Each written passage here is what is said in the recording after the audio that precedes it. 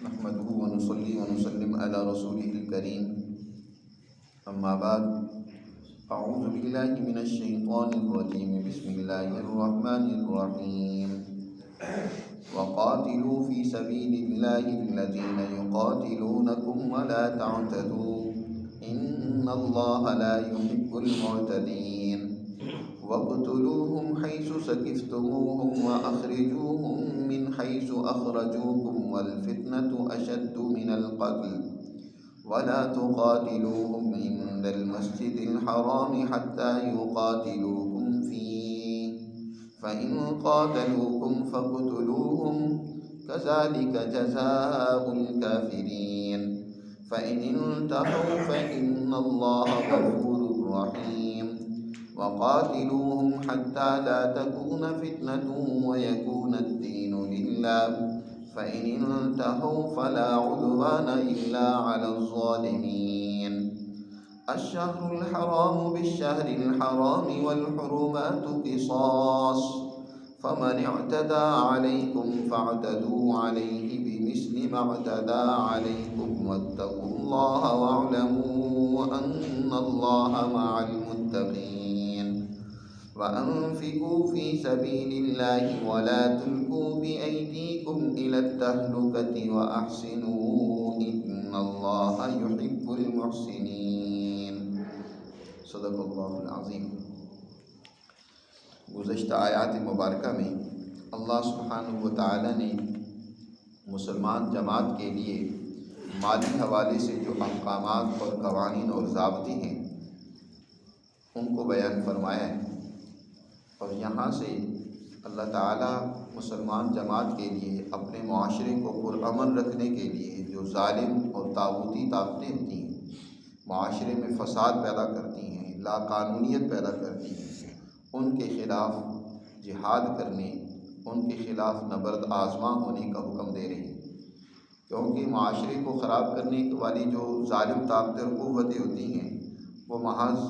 وعظ و نصیحت سے، اصلاح سے وہ باز نہیں آتی جب تک ان کے خلاف آئینی ہاتھوں سے نمٹا نہ جائے اور ان کو روکا نہ جائے۔ اور یہ آیات خاص طور پر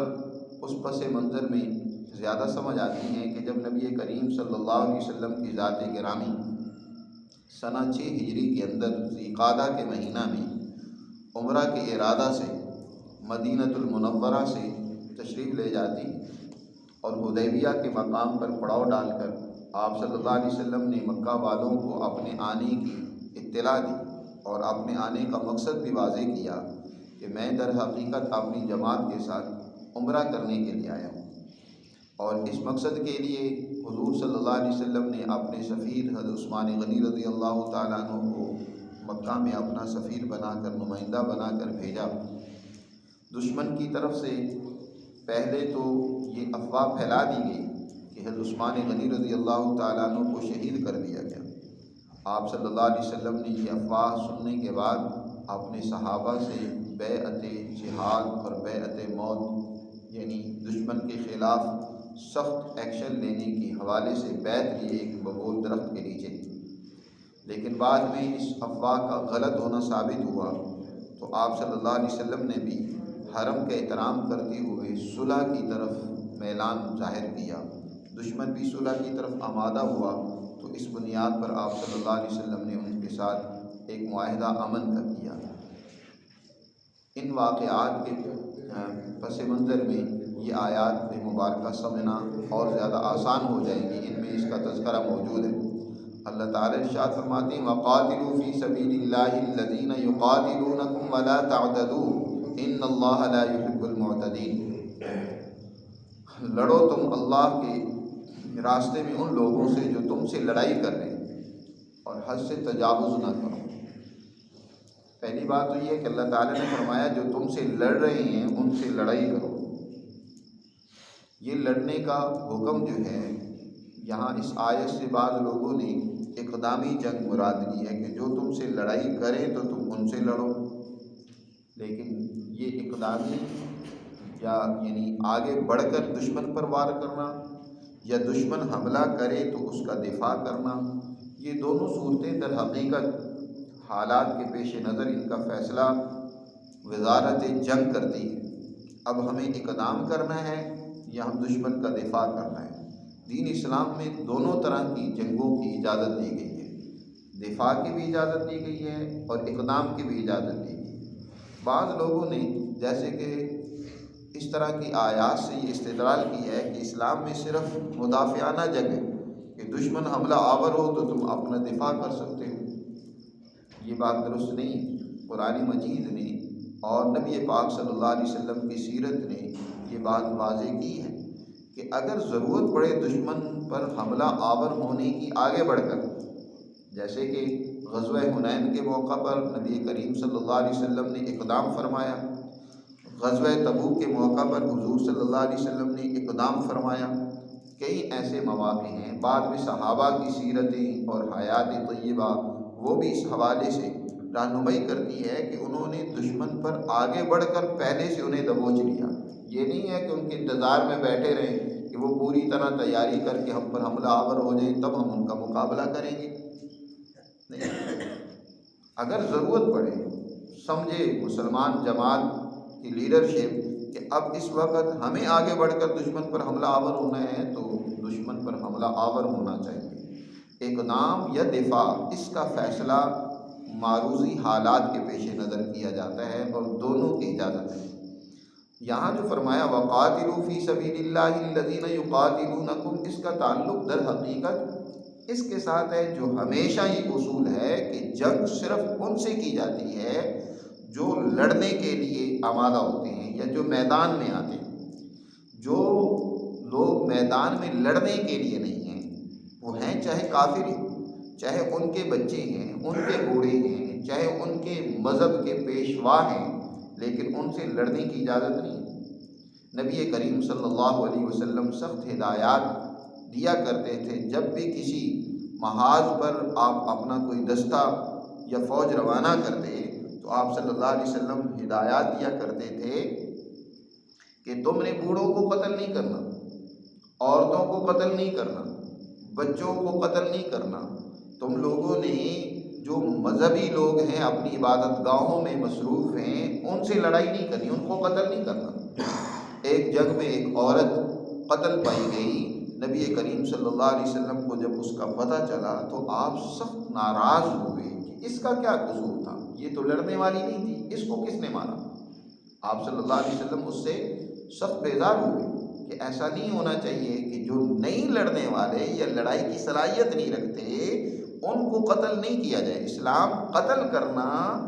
یہ کوئی ضروری قرار نہیں دیتا۔ قتل تو ایک لڑائی یا جنگ یا قتال یہ ایک مجبوری کے تحت ہوتا ہے کہ ظالم طاقت بغیر اس کے بعد نہیں آتی۔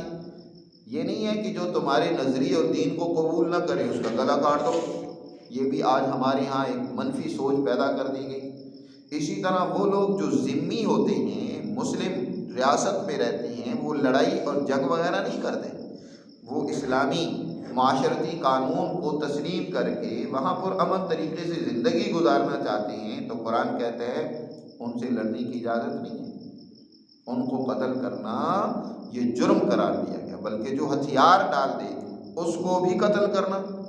حضرت اسامہ رضی اللہ تعالیٰ عنہ نے ایک دشمن کو جو ہتھیار جس نے ڈال دیے اور اس نے بار بار کلمہ طیبہ پڑھ کر امان چاہی، لیکن اسامہ رضی اللہ تعالیٰ عنہ نے سمجھا کہ شاید یہ جان بچانے کے لیے کر رہا ہے، اور اس کو اس کے باوجود قتل کر دیا۔ نبی کریم صلی اللہ علیہ وسلم کو جب پتہ چلا تو آپ سخت ناراض ہوئے اور فرمایا اے اسامہ، کل قیامت کے دن تم اس کلمے کا، اس امن مانگنے کا کیا جواب دو گے اللہ کے حضور، جب اللہ تم سے پوچھیں گے کہ کیا تم نے اس کو قتل کر دیا باوجود اس کے کہ وہ تم سے معافی مانگ رہا ہے، کلمہ پڑھ کر تم سے امن چاہ رہا ہے۔ قرآن نے یہاں اصول واضح کر دیا، وَقَاتِلُوا فِي سَبِيلِ اللَّهِ الَّذِينَ يُقَاتِلُونَكُمْ، ان سے قتال کرو جو تم سے قتال کرتے ہیں، جو لڑنے والے۔ یہ قتال اور جنگ ایک مقدس عداوت ہے، یہ عداوت ہے، دشمن سے جنگ ہے، لیکن یہ مقدس جذبے کے تحت ہوتی ہے کہ اس کے پیچھے کوئی اپنا ذاتی انتقام، اپنا ذاتی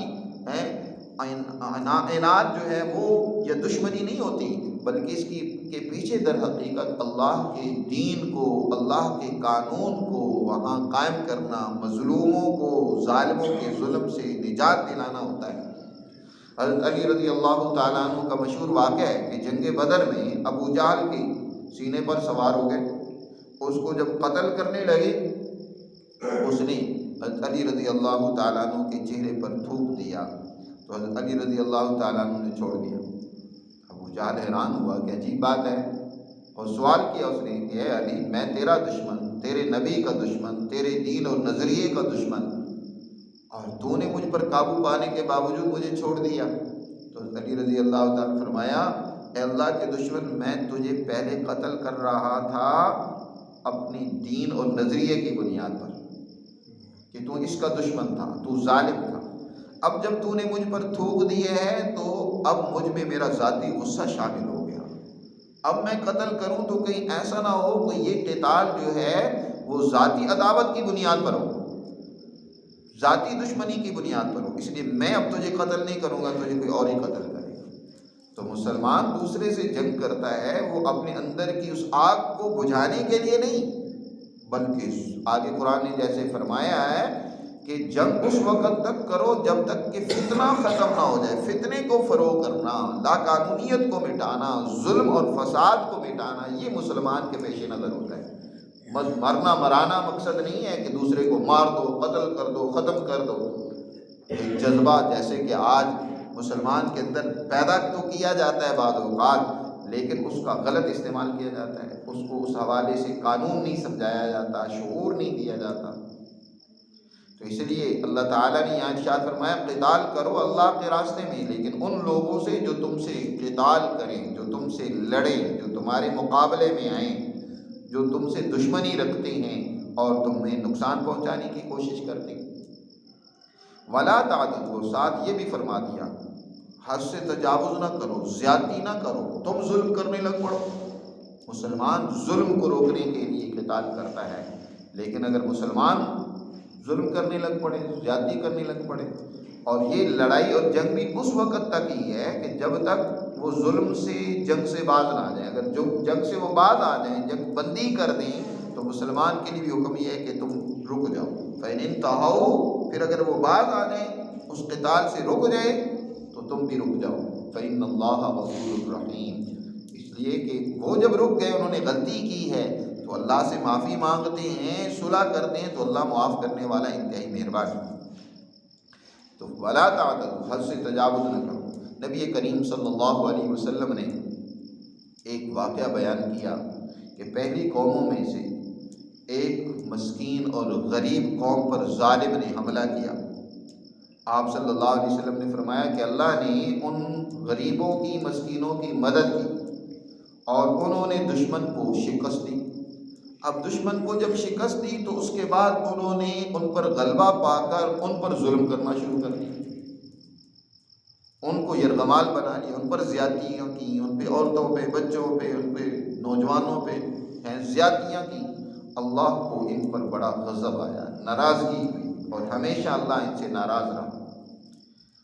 یعنی گویا حضور نے تعلیم فرمائی کہ دوسرے پر جب تم قبضہ کر لو، غلبہ پا لو، تو اب یہ نہیں ہے کہ تم اپنا انتقام اور اپنا ذاتی، تمہارے اندر خون خاری اور درندگی پیدا ہو جائے اور دوسروں کو بس قتل کر دو۔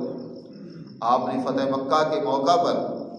عام معافی کا اعلان فرمایا، صرف ان کے مقابلے میں تلوار اٹھانے کی اجازت دی جو مقابلے میں ہیں، وگرنہ آپ نے فرمایا من اغلق بابہ فہو آمن، جس نے اپنا دروازہ بند کر لیا اسے امن۔ من دخل ابواب ابی سفیان فہو آمن، جو ابو سفیان دار ابی سفیان فہو آمن، جو ابو سفیان کے گھر میں داخل ہو جائے اسے بھی امن، جو مسجد حرام میں داخل ہو جائے اس کے لیے بھی امن۔ عام امن اور معافی کا اعلان کیا۔ تو دین اسلام یاد رکھو، کوئی انتقام یا ذاتی کینہ اور اندر کا غصہ ظاہر کرنے والا دین نہیں ہے۔ یہ تعلیم دیتا ہے کہ تم نے جنگ بھی کرنی ہے تو اس جنگ کے پیچھے بھی تمہارے اندر دوسروں پر رحم کرنا ہو، دوسروں کے اوپر جو ہے ترس کھانا ہو۔ وہ اس لیے تم جنگ کر رہے ہو کہ یہ ظالم ناسور بن چکا ہے معاشرے کے لیے، اس کو روکنا ضروری ہے۔ اس لیے فرمایا ولا تعتدوا، اور آگے ساتھ مزید فرمایا ان اللہ لا يحب المعتدین، کہ بے شک اللہ حد سے تجاوز کرنے والوں کو پسند نہیں کرتا، جو ظلم کرنے والے ہوں، حد سے بڑھنے والے ہوں، اللہ کو پسند نہیں آتا۔ وَاقْتُلُوهُمْ حَيْثُ ثَقِفْتُمُوهُمْ وَأَخْرِجُوهُمْ مِنْ حَيْثُ أَخْرَجُوكُمْ، اور فرمایا ان سے تم بھی لڑو جہاں بھی پاؤ تم ان کو، جہاں بھی تمہیں ملے، چاہے حرم کے اندر ملے، حرم سے باہر ملے، وَأَخْرِجُوهُمْ مِنْ حَيْثُ أَخْرَجُوكُمْ، اور انہیں نکال دو جیسے انہوں نے تمہیں نکال دیا۔ مسلمانوں کو مکہ سے نکال دیا باہر، ہجرت کرنے پر مجبور کر دیا، تو کسی کو بے گھر کر دینا یہ بہت بڑا جرم ہے، یا کسی کے خلاف قتال اور جنگ پر آمادہ ہو جانا، ان کو اذیت اور تکلیف پہنچانا۔ فرمایا تم بھی ان سے لڑائی کرو، اور والفتنة اشد من القتل، اب اس میں سوال یہی تھا کہ یہ قتال، دوسرے کی جان لینا، دوسرے کے درپے آزار ہونا، چاہے انہوں نے زیادتی کی ہے تو ایک بہت بڑا معاملہ ہے، کسی کو قتل کرنا کوئی آسان بات نہیں ہے، معمولی بات نہیں ہے۔ قرآن نے کہا کہ واقعی یہ بہت سخت بات ہے، کسی کے جان لینا، کسی کو قتل کرنا، لیکن فتنہ ہے، قانون کو توڑنا، ظلم پیدا کرنا، فساد پیدا کرنا، اس قتال اور جنگ سے بھی بڑھ کر ہے، اس کے نقصانات اس سے بڑھ کر ہے۔ ظالم طاقتیں قانون کو توڑ دیں، اب ان کو سزا ہی نہ دی جائے، ظالم طاقتیں کمزوروں اور بے بسوں پر ظلم کرتی رہیں، اور یہ کہا جائے کہ نہیں اسلام کے اوپر، اسلام میں کسی قسم کا سخت ایکشن لینے، کسی کو سزا دینے، کسی کے جرم پر اس کو سزا دینے کی کوئی اجازت نہیں ہے۔ نہیں، یاد رکھو الفتنة اشد من القتل، فتنہ جو ہے یہ قتال اور جنگ سے بھی، قتل سے بھی سخت ہے، اس کے نقصانات اس سے کئی گنا بڑے ہوئے۔ اور آگے فرمایا وَلَا تُقَاتِلُوا عِندَ الْمَسْجِدِ الْحَرَامِ حَتَّى يُقَاتِلُوكُمْ فِيهِ، اور جہاں تک معاملہ رہا مسجد حرام کا، اس کی عزت و احترام مسلمان جماعت ان سے بڑھ کر کرتی ہے۔ یاد رکھو حرمات اور حرمت کی مسلمان کے یہاں زیادہ پاسداری ہوتی ہے۔ مسلمان یہ نہیں ہے کہ مسجد حرام اب اللہ نے اجازت دی ہے تو اس کی حرمت کو تار تار کر دیں۔ نبی کریم صلی اللہ علیہ وسلم نے ذی قعدہ میں، کیونکہ یہ واقعہ پیش آیا تھا صلح حدیبیہ کا، اور یہ حرمت کے مہینوں میں سے تھے، اور مسجد حرام میں اس کے آگے مسجد حرام میں جانا تھا عمرے کے لیے، اور حرم کے اندر داخل ہو رہے تھے، تو فرمایا کہ یہاں سوال یہی تھا کہ ہم یہاں ان کے خلاف لڑائی کریں یا نہ کریں، تو قرآن مجید نے یہ واضح کر دیا مسجد حرام کا احترام ضروری ہے، لیکن اسی وقت جب وہ بھی احترام کریں، یہ نہیں ہے کہ وہ تو احترام نہ کریں، وہ تو تم سے لڑنے کے لیے تیار ہوں، اور تم کہو جی نہیں مسجد حرام ہے، یہاں کسی فسادی کو، کسی ظالم کو سزا نہیں دی جائے گی، یا اس کے خلاف قتال نہیں کیا جائے گا۔ نہیں، فرمایا ان کے خلاف تم وَلَا تُقَاتِلُوا عِندَ الْمَسْجِدِ الْحَرَامِ حَتَّى يُقَاتِلُوكُمْ فِيهِ، مسجد حرام میں قتال نہ کرو، لیکن اگر وہ تم سے قتال کریں حَتَّى يُقَاتِلُوكُمْ فِيهِ، تو پھر تم بھی کرو ان سے لڑائی۔ فَإِنْ قَاتَلُوكُمْ فَاقْتُلُوهُمْ، پھر اگر قتال کریں تم سے تو تم بھی ان کو قتل کرو۔ كَذَلِكَ جَزَاءُ الْكَافِرِينَ، ظالم اور کافروں کے لیے یہی سزا ہے۔ لیکن فَإِنِ انْتَهَوْا، پھر اگر وہ رک جائیں، باز آ جائیں، تو فَإِنَّ اللَّهَ غَفُورٌ رَحِيمٌ، یعنی وہ اگر جنگ بند کر دیں تو تم بھی جنگ بند کر دو، انہوں نے زیادتی کی ہے، لیکن تمہارے لیے یہ ہے کہ انہوں نے جب جنگ چھوڑ دی ہے تو تم بھی جنگ کو چھوڑ دو، اس لیے کہ اللہ معاف کرنے والا ہے۔ اور آگے واضح کر دیا کہ جنگ کی اصل بنیاد کیا ہے، وَقَاتِلُوهُمْ حَتَّى لَا تَكُونَ فِتْنَةٌ وَيَكُونَ الدِّينُ لِلَّهِ، ان سے قتال اور جنگ کرو یہاں تک کہ فتنہ ختم ہو جائے اور دین سارے کا سارا اللہ کا ہو جائے۔ یعنی گویا جنگ اس لیے کی جاتی ہے تاکہ فتنہ و فساد کو ختم کیا جائے، جنگ فتنہ پیدا کرنے کے لیے نہیں ہوتی۔ آج یہاں جو یہ گزشتہ صدی میں اور یہاں جنگی اور جہادی تنظیمیں اور جماعتیں پیدا کی گئیں، اور ہر ملک میں فتنے کھڑے کیے گئے، حالات وہاں خراب کیے گئے، اور سامراج کو وہاں تسلط قائم کرنے کا ایک جواز مہیا کیا گیا، تو یہ فتنے پیدا کرنے کے لیے جنگوں کی اجازت نہیں ہوتی، فتنوں کو ختم کرنے کے لیے جنگ ہوتی ہے۔ فرمایا وَقَاتِلُوهُمْ حَتَّى لَا تَكُونَ فِتْنَةٌ۔ حضرت عبداللہ ابن عمر رضی اللہ تعالیٰ عنہ جب بعد میں حضرت عثمان غنی رضی اللہ تعالیٰ عنہ کی شہادت کے بعد کچھ مسلمانوں کے آپس میں اختلاف ہو گئے اور مسلمان آپس میں دست و گریبان ہوئے۔ جنگ صفین میں، جنگ جمل میں حضرت عبداللہ ابن عمر رضی اللہ تعالیٰ عنہ نے ان سب جنگوں سے کنارہ کشی اختیار کی۔ وہ حج پر چلے جایا کرتے تھے، ہر سال حج کرنے کے لیے چلے جاتے۔ بعض لوگوں نے کہا کہ آپ تو حضرت عمر کے صاحبزادے ہیں، کیا آپ جانتے نہیں ہیں کہ اللہ تعالیٰ نے کہا ہے کہ جب دو مسلمانوں میں جنگ ہو جائے تو ان کو پہلے صلح پر آمادہ کرو، لیکن جب صلح نہ کریں اور کوئی زیادتی اور ظلم کرے، تجاوز کرے تو ان کے خلاف تم بغاوت کرے۔ فإن بغت إحداهما، اگر ان میں سے کوئی ایک بغاوت کرتا ہے تو اس کے خلاف تم لڑو۔ حضرت عبداللہ ابن عمر رضی اللہ تعالیٰ نے فرمایا بالکل ہم نے جنگ کی ہے، اور ہم نے اس وقت تک جنگ کی ہے جب تک فتنہ دب نہیں گیا۔ اب تو جو تم جنگ کر رہے ہو یہ تو تم فتنہ پیدا کرنے کے لیے کر رہے ہو۔ ہم نے تو جنگ کی تھی فتنے کو ختم کرنے کے لیے، اور فتنہ ختم ہو گیا، دب گیا۔ لیکن اب وہ ایک مخصوص طبقہ جنہوں نے عثمان غنی رضی اللہ تعالیٰ عنہ کو بھی شہید کیا اور مسلمانوں کو آپس میں لڑانا چاہتا تھا، وہی سوال کر کے ابن عمر رضی اللہ تعالیٰ عنہ کو بھی جنگ میں دھکیلنا چاہتا ہے۔ فرمایا اب تو تم فتنہ پیدا کرنے کے لیے جنگ کر رہے ہو۔ تو جنگ فتنے کو ختم کرنے کے لیے ہوتی ہے۔ اگر کسی جنگ سے فتنہ بھڑک رہا ہو، سامراج کو قوت اور طاقت مل رہی ہو، شیطان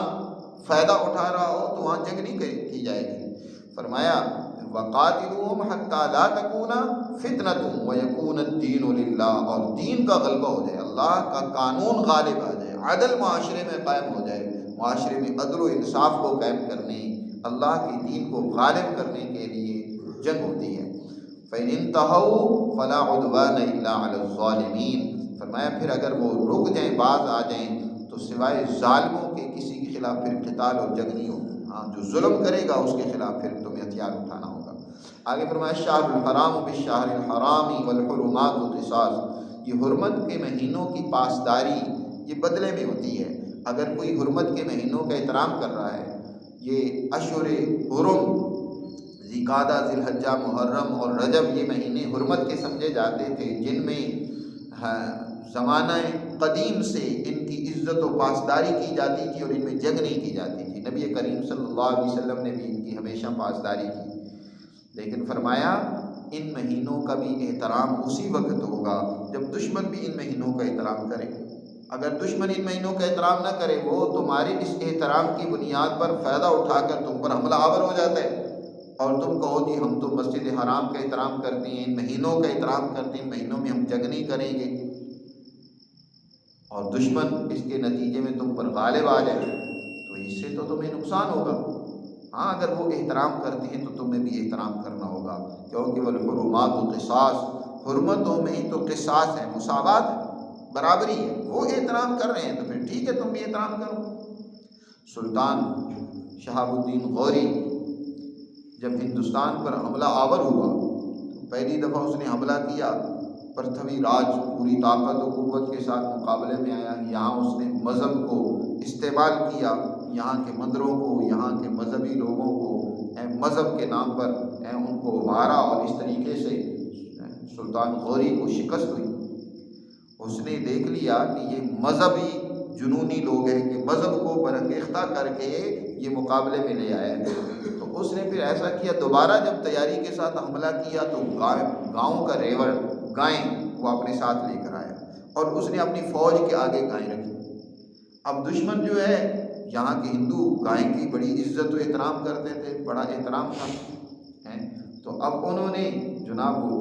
ادھر سے حملہ ہوتا ہے لیکن وہ آگے گائیں آ جاتی ہے، اس کے احترام میں وہ حملہ کرنے سے رک جاتے ہیں کہ ہم کیسے اپنی گائے ماتا پر جو ہے وہ حملہ کریں۔ تو اس طریقے سے پرتھوی راج کے اس شر کو سلطان غوری نے دبا دیا، اس کا جواب دے دیا۔ تو قرآن میں یہاں یہ بات سمجھا دی کہ مسلمانوں کے لیے یہ احترام کی چیزیں ہیں، حرم احترام کی چیز ہے۔ اسی طرح اشہر حرم، ان کی حرمت کا مسلمان پاس اور لحاظ رکھتے ہیں، لیکن بشرطے کہ دشمن بھی رکھے، لیکن تم ان کے احترام میں رکے رہو اور دشمن تم پر حملہ کرے، چڑھ دوڑے، تو ایسا نہیں ہے۔ والحرمات قصاص فمن اعتدى علیکم بس جو تم پر زیادتی کرے تو فاعتدوا علیہ بمثل ما اعتدی علیکم، تو تم بھی اس پر اتنی زیادتی کرو جتنی اس نے تم پر زیادتی کی ہے۔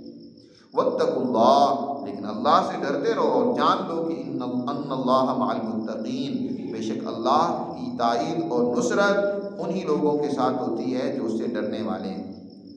اور اللہ کے راستے میں خرچ کرو، اپنے آپ کو ہلاکت میں نہ ڈالو۔ اب ظاہر ہے جنگ کرنے کے لیے دو چیزوں کی ضرورت ہوتی ہے، ایک مال کی اور دوسری یہ ہے کہ جنگی فوج کی، جس کو باقاعدہ جنگی تیاری ہو، جنگ کی تیاری ہونی چاہیے، جنگ کی مشق ہونی چاہیے۔ ایسے اناڑی لوگ بغیر تربیت یافتہ جنگ کرنے چل پڑیں گے تو اس کے نتیجے میں بجائے فائدہ اٹھانے کے الٹا نقصان اٹھائیں گے۔ وہ ایسے ہر غیرے کو قتل کر دیں گے یا بے موقع فرار اختیار کریں گے تو جس کا نقصان ہوگا۔ تو قرآن نے پہلے یہاں خرچ کرنے کے حوالے سے حکم دیا، پھر آگے جنگی مشق کے حوالے سے حج کے ضمن میں اس کا بیان کیا ہے۔ اس پر پھر بات کریں گے۔ اللہ ہمیں سمجھ نصیب فرمائے۔